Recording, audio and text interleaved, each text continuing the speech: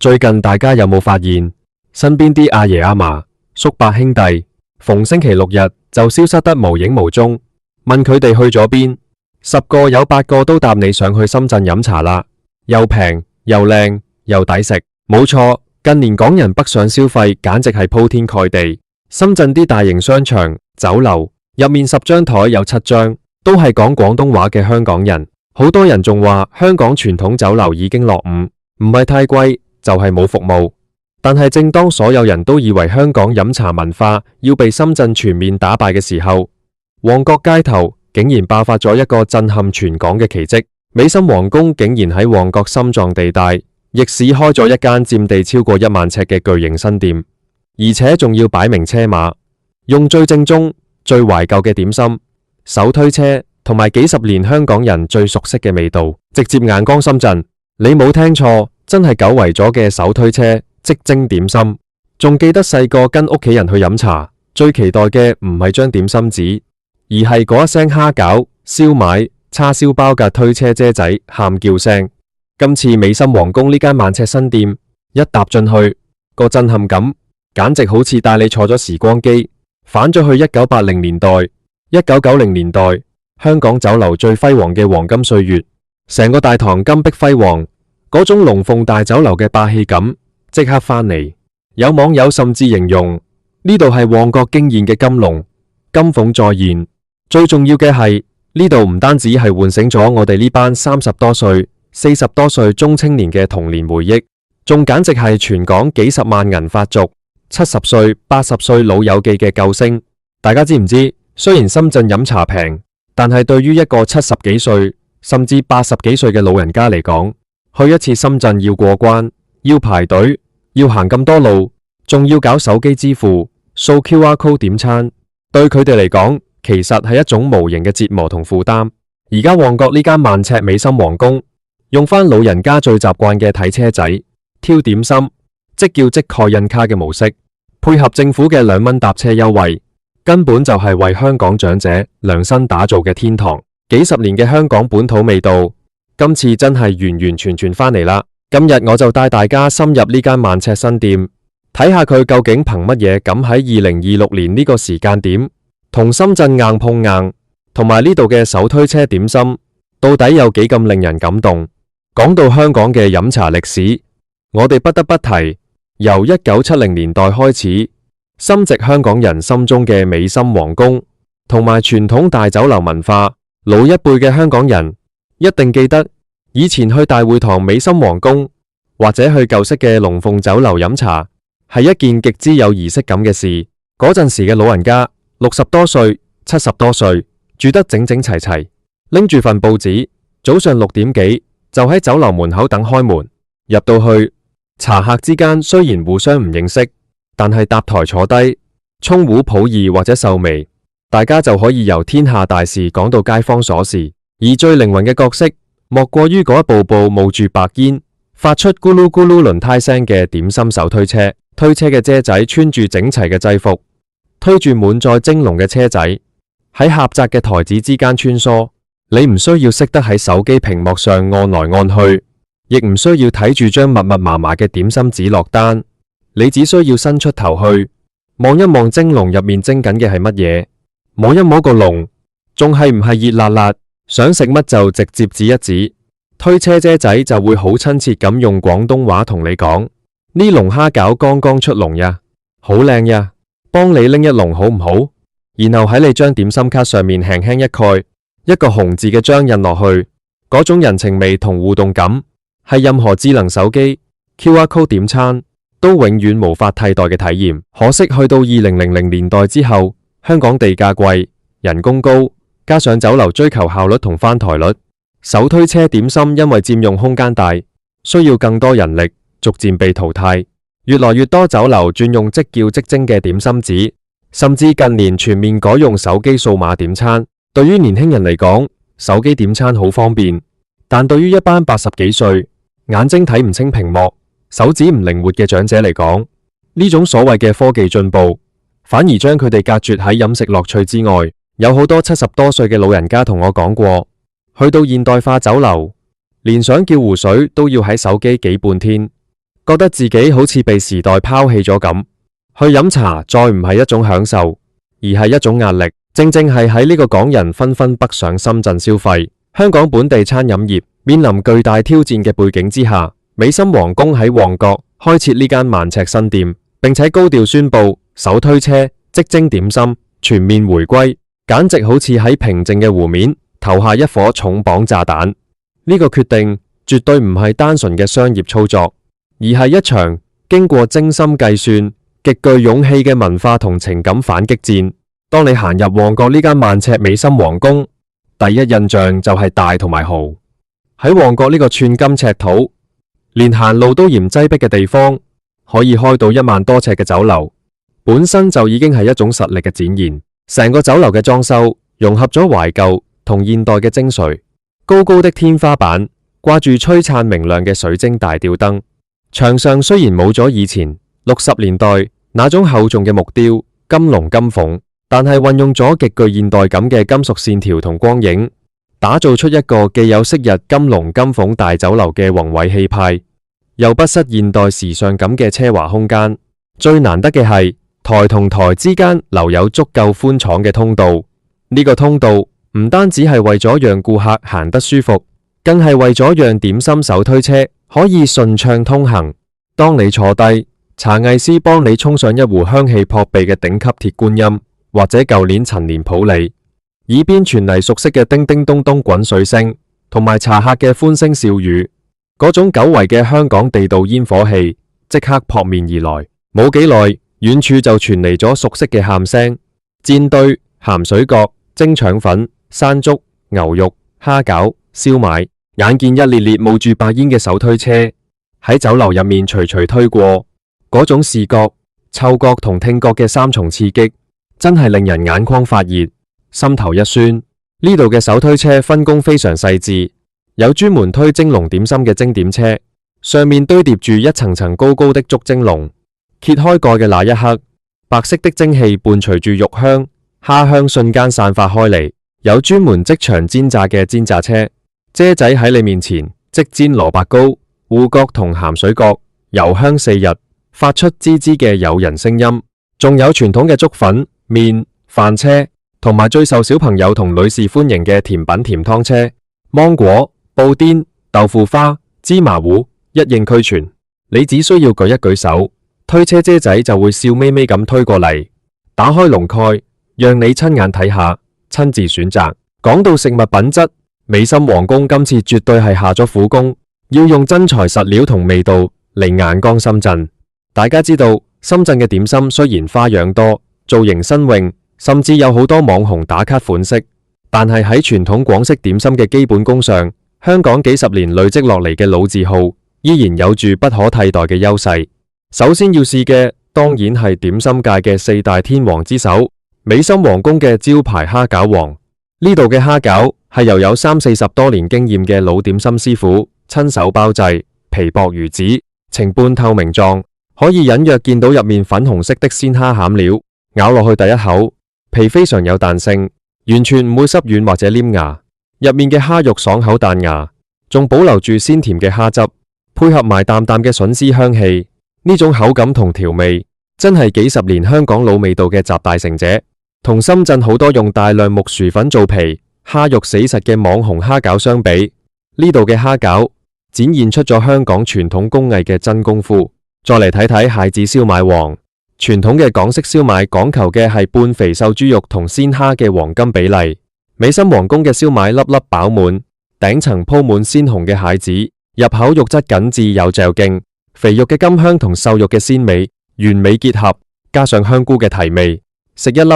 就讓人回味無窮。仲有嗰道考驗師傅拉粉功夫嘅即蒸布拉腸粉，喺手推車上，姐仔即時為你淋上調配得恰到好處嘅甜豉油，腸粉滑料無比，滑入喉嚨嘅那一刻，帶住淡淡嘅米香同叉燒嘅蜜香，簡直係完美。除咗傳統蒸點，呢度嘅煎炸點心亦係一絕。例如懷舊蜂巢芋角，外面炸得金黃酥脆，呈現出美麗嘅蜂巢狀，入口即化，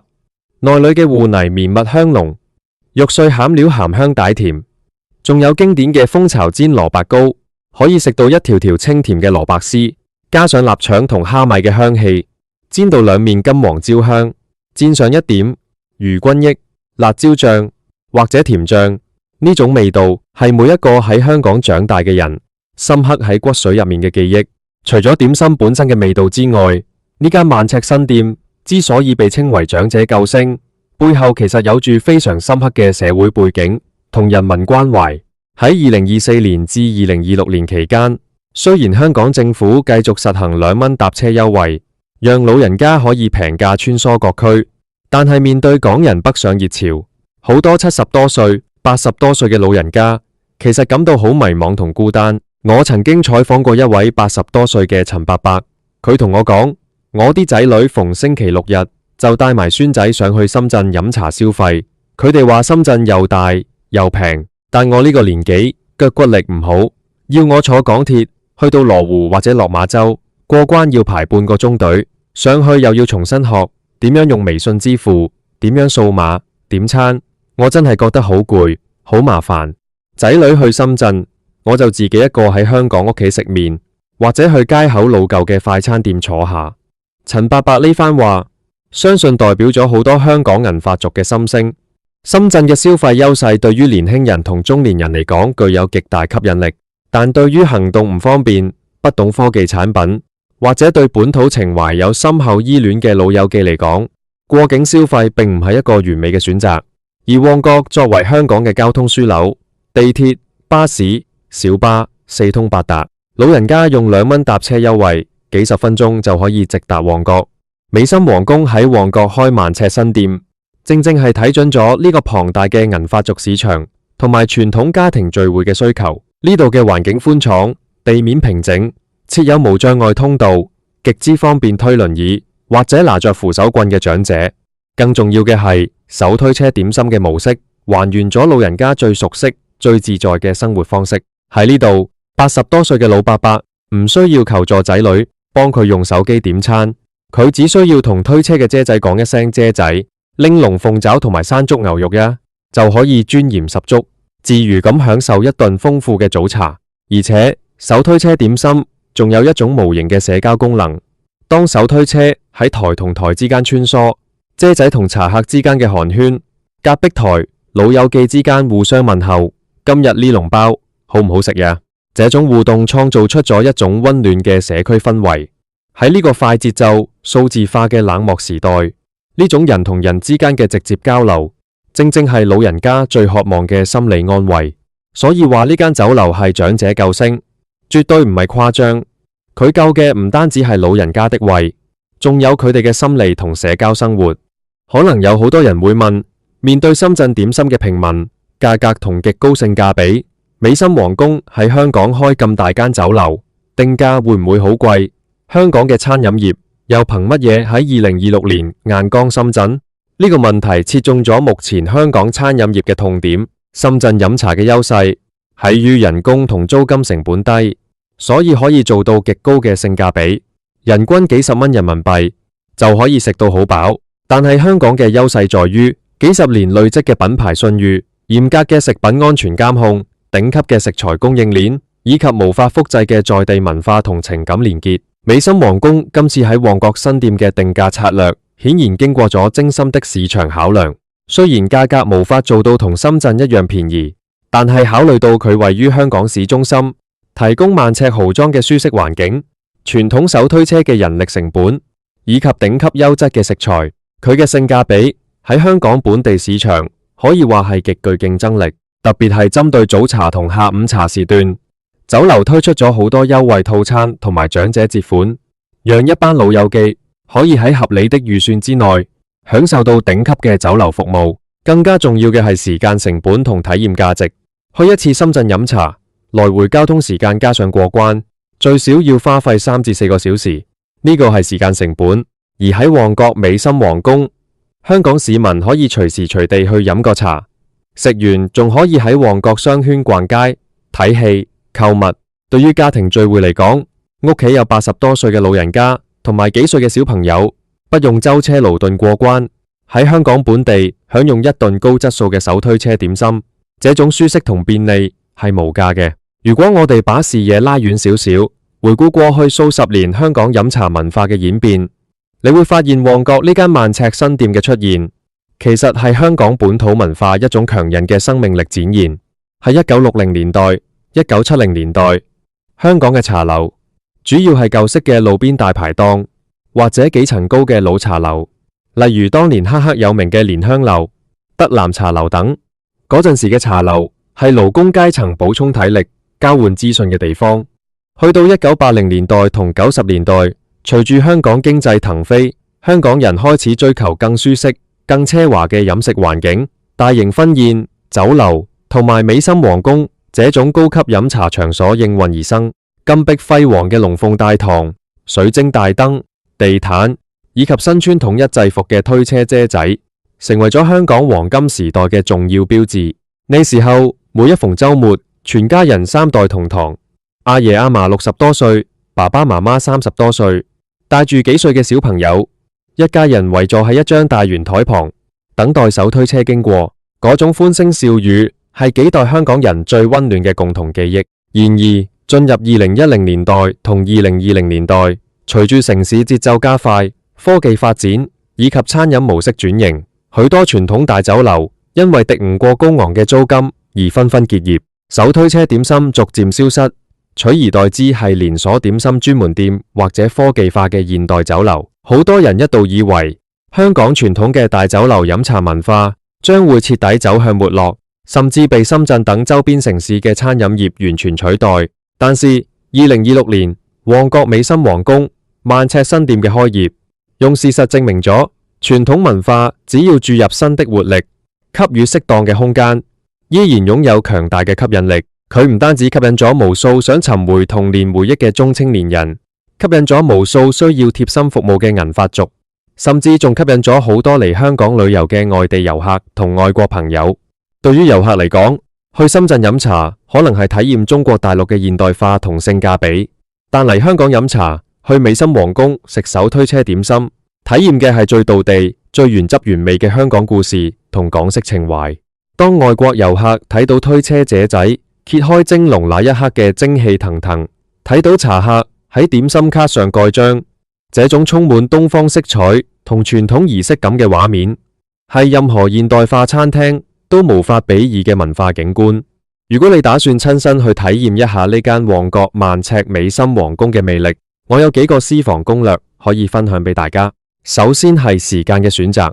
如果你係想帶屋企70多歲、80多歲嘅老人家去，最好選擇平時嘅早茶時段，大概早上7點半至9點半之間。呢個時段人流相對適中，老人家可以用2蚊搭車優惠輕鬆去到。酒樓入面嘅氛圍亦最具有昔日老香港嘅街坊情懷。你可以看到好多老茶客拿着報紙，一邊斟茶一邊同推車姐仔開玩笑，嗰種悠閒同寧靜係現代快節奏生活中極之難得嘅享受。如果你係想跟朋友或者家人去聚會打卡，下午茶時段亦係一個極佳嘅選擇。下午茶時段嘅點心價格通常更加優惠，而且手推車嘅出車頻率依然非常高。喺點心選擇方面，除了前面提到嘅蝦餃王、蟹子燒賣、布拉腸粉之外，仲有幾道極具懷舊特色嘅點心一定要試。第一道係懷舊山竹牛肉球，美心皇宮嘅牛肉球加入了適量嘅陳皮同腐竹，牛肉打得非常有彈性，咬落去多汁香濃，陳皮嘅香氣完美去除了牛肉嘅腥味，底層吸滿肉汁嘅腐竹更是精華所在。第二道係鵪鶉蛋燒賣，呢道點心喺現代酒樓幾乎已經絕跡，因為包製過程繁複且成本高，但喺呢度嘅手推車上，你竟然可以再次見到佢嘅蹤影。嫩滑嘅鵪鶉蛋放在香濃嘅豬肉餡上，一口咬下去，蛋黃嘅濃郁同肉餡嘅鮮美喺口中交融，簡直令人感動得想哭。第三道係古法馬拉糕，真正優質嘅馬拉糕需要經過長時間嘅發酵，蒸出來顏色呈現琥珀色，氣孔分明，口感如棉花糖般鬆軟綿密，帶着濃濃嘅黑糖同奶香。美心皇宮嘅馬拉糕放在手推車上，巨型蒸籠入面，姐仔即點即切，拿着熱騰騰冒住白煙嘅馬拉糕，食一口，成個心都融化咗。最後千祈唔好錯過佢哋嘅甜品車，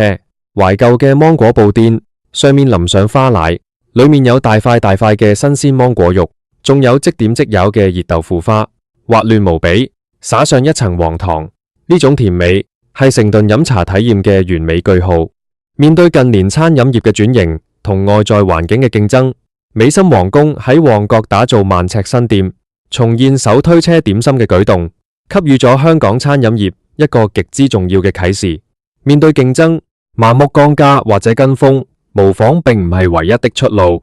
香港餐飲業嘅核心競爭力在於對品質嘅堅持，對傳統文化嘅尊重，以及對在地情感嘅深厚連結。